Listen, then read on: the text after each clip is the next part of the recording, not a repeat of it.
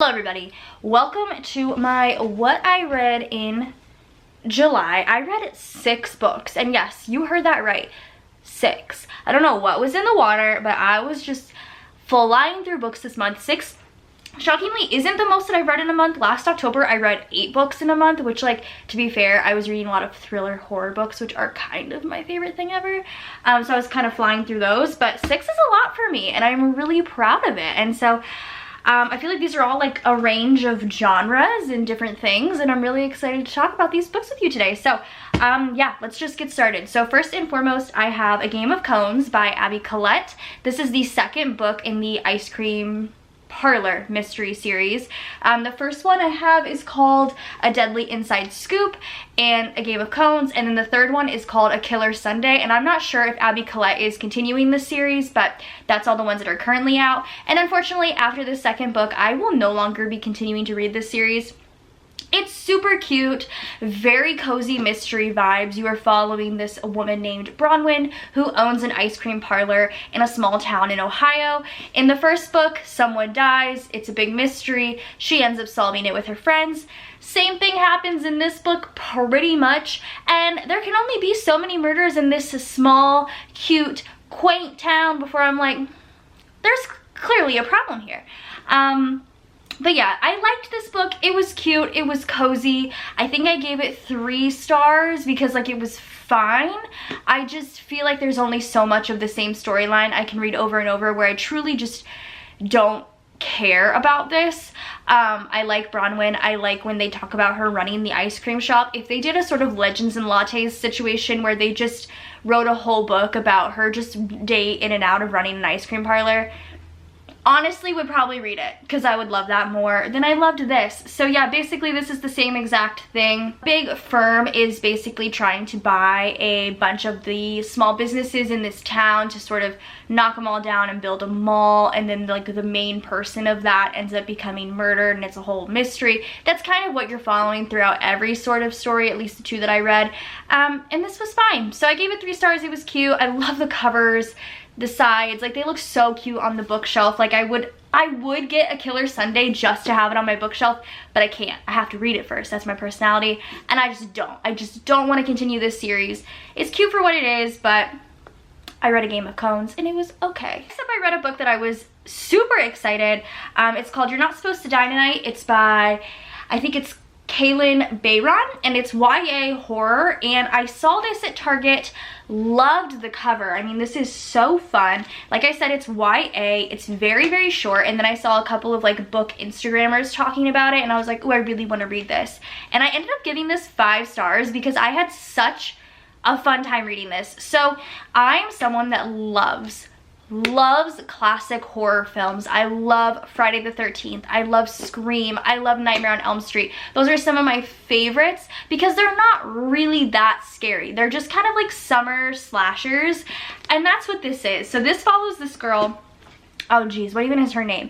Charity, who is working this summer job as a final girl. So there was this movie that was filmed in like this camp, this summer camp area about essentially Friday the 13th. Think Friday the 13th. They filmed Friday the 13th at this camp, and then people obviously loved that, so they want to go visit the camp that it was filmed at. And so this crew came together and created a sort of summer camp where you can follow along with the movie storyline, and Charity plays the final girl. So she's the one that, like, you know, you're there, it's like an escape room almost. You're there with her, and whoever makes it to the end, you're with Charity, you're with the final girl. So she plays that at this summer camp, and she's there for a couple weeks each summer. And this summer some people start to go missing and things start to happen, and it just slowly became a summer slasher for me. Reading this was like watching a movie. It was so fun. There is a ton of like spooky, creepy elements. There's like some light paranormal elements, but it was very suspenseful. The chapters were super short, very cliffhangery, and then I personally thought the ending was spooky but also amazing and not at all what I expected, and I loved it.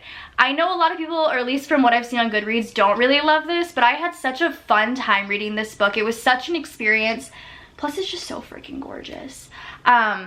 I just really loved it. I loved it so much. I feel like if you love those style of movies, you would absolutely love this. Again, keep in mind it is YA, so it's not like really that scary, but it's still like very fun and keeps you on your toes, and I really liked it. So that is You're Not Supposed to Die Tonight. I was feeling a little bit like I wanted to read a romance, so I picked up, and also to be fair, I wanted to read all of my like summary type books on my physical TBR, and I did. These, all the ones I'm about to show you, are all my summary ones. So Game of Cones was a summary one, this was a summary one, and then I have 2 more that were all of my like almost summary type themed books, so I wanted to read those this month. So I picked up The UN Honeymooners by Christina Lauren. Big fan of Christina Lauren. Love in Other Words, say less. Such a good book. I wanted to read The UN Honeymooners, especially in the summertime, because it's a summery book. First of all, again, cover, amazing. So The UN Honeymooners is about Olive, and Olive is the twin sister of, I don't even know if her name's on here, and I can't even remember. Amy? Amy, sounds about right. And Amy is getting married, so at Amy's wedding, basically every single person gets food poisoning and gets sick, except for Olive and the best man, because they're the only 2 that did not eat the seafood, so they did not get food poisoning. And Amy's like, please Olive, please go on my honeymoon, my 10-day stay to Maui, please go with Ethan, like please take this trip, it's free, it's paid for, just go on it. And Olive and Ethan hate each other. Enemies, pure enemies to lovers.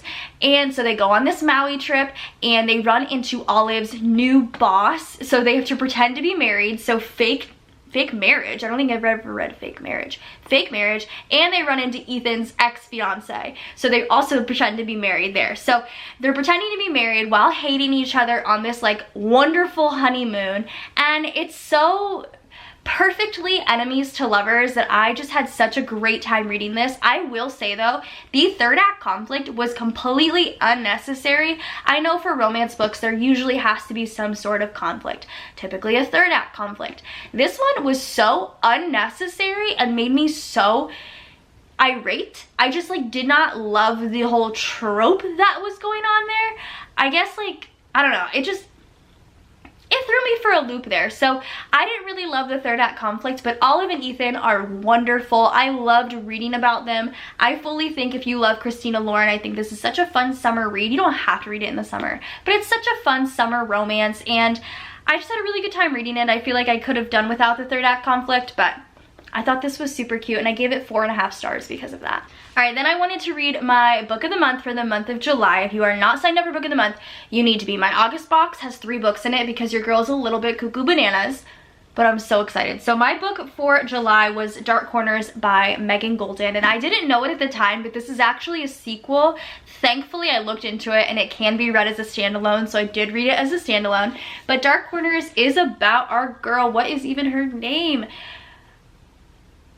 I don't know. Rachel Krall. So Rachel Krall is a true crime podcaster, and I think in the first book, correct me if I'm wrong because I obviously have not read the first book, she solves this murder, or didn't solve it, but she basically proved that the person that was charged for a murder was innocent. So a lot of prisoners reach out to her because they're like, hey, prove that I'm innocent too. But she's just a really super famous true crime podcaster, and she's reached out to by the FBI in Florida somewhere. Basically, a super popular influencer goes to see this prisoner that's about to be released, but he was convicted of killing like 6 people, but for some reason he's about to be released. The judicial system? Confused.